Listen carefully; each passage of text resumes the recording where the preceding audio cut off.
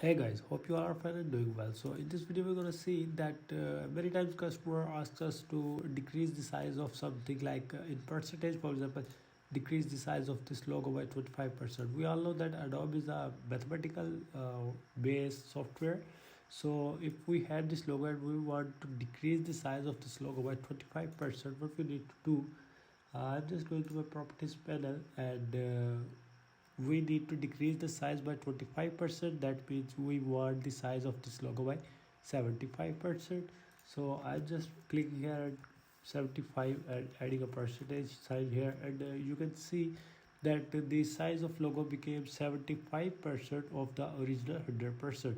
And similarly, if a customer asks us to add 10% to this size, so what we need to do, we will just simply do it 1/10%. So it increases the size of logo by 10%. So thanks for watching. Hope you like this small tutorial. Please subscribe my channel.